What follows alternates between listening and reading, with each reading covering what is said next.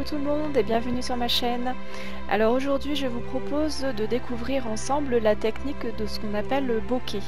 Donc au niveau de la définition, en fait ça veut dire flou en japonais. Et en fait il s'agit en gros de la mise au point qui est floue en arrière-plan.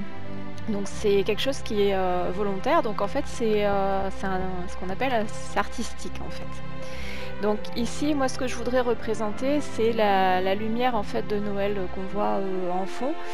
Si vous avez essayé déjà ou si vous faites un peu de photos, souvent avec donc les lumières extérieures ou même avec les lumières du sapin, moi je m'amuse à prendre des photos comme ça en arrière-plan et pour que qu'il y ait du flou avec les lumières, ça représente des espèces de ronds un peu flous.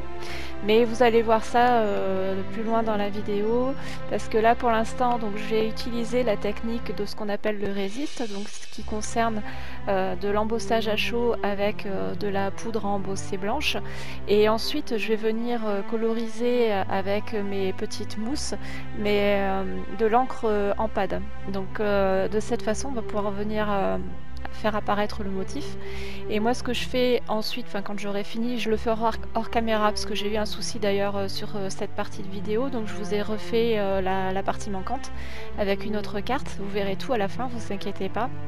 Et donc en fait moi je passe un petit coup de sopalin pour on va dire reblanchir le motif et enlever le surplus d'encre.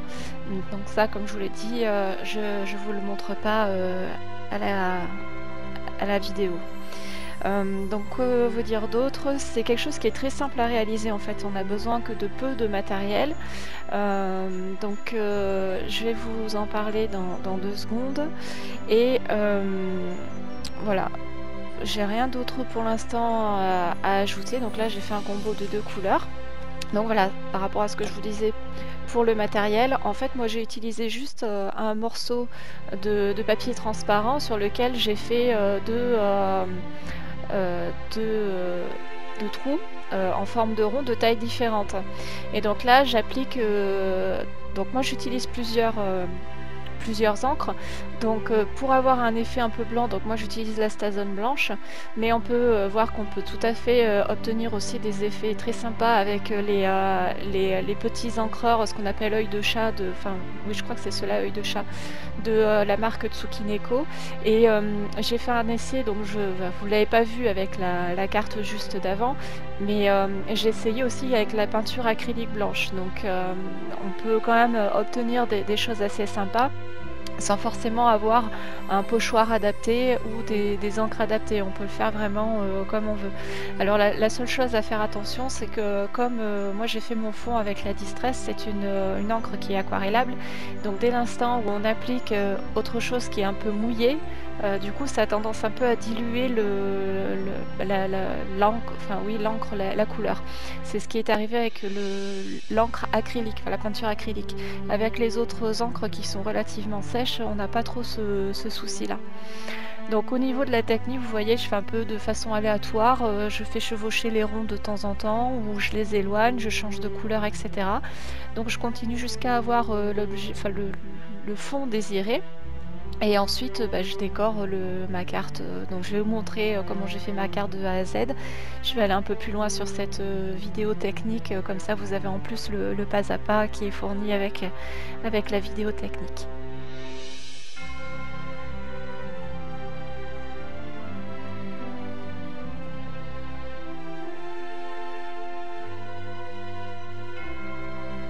Donc là je rajoute un petit trait blanc, j'aime bien en fait faire ça, ça m'évite de faire un...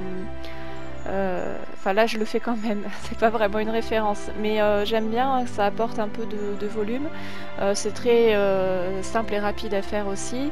Je le fais pas à la règle, je le fais juste à main levée parce que j'aime bien ce côté un peu brouillon, si on peut dire ça comme ça. Et voilà, donc là j'ai rajouté un peu des tampons de fond qui fait un peu écriture, mais comme vous m'avez vu faire, je ne l'ai pas imprimé totalement, je l'imprime un peu partiellement. Donc voilà, c'est une technique que j'aime beaucoup faire.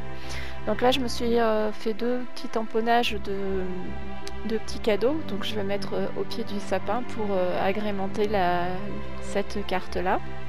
Et vous verrez après je vais rajouter des petites perles de pluie pour apporter un peu de brillance. Et en toute fin de carte vous verrez que, alors ça se voit pas trop à la vidéo ni sur les photos, enfin c'est très léger, j'ai rajouté un peu de, comment on appelle ça, de colle pailletée donc sur les guirlandes, parce que pour moi je les ai trouvées un petit peu trop blanches et je voulais apporter ce côté un peu festif avec les paillettes.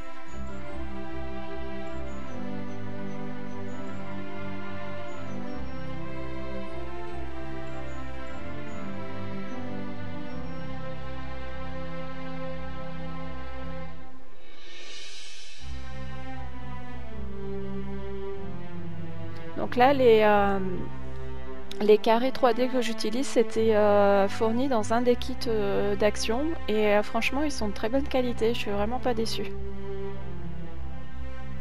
Voilà, donc je rajoute un peu les petits détails que j'aime bien, comme je vous en avais déjà parlé, vous commencez à me connaître pour celles qui me suivent depuis longtemps. Et donc là je vais rajouter, donc comme je vous disais, mes perles de pluie. Et donc au début je savais pas trop si j'allais juste les mettre dans un coin, si j'allais en mettre 2, 3, et au final je suis partie sur 4 comme pour encadrer en fait la totalité de la carte. Donc là en fait quand je mets la colle c'est un peu blanc sur le fond, mais après en séchant ça devient transparent la colle, donc on garde quand même la vraie couleur de la perle de pluie. Et donc là je vais vous présenter les cartes terminées.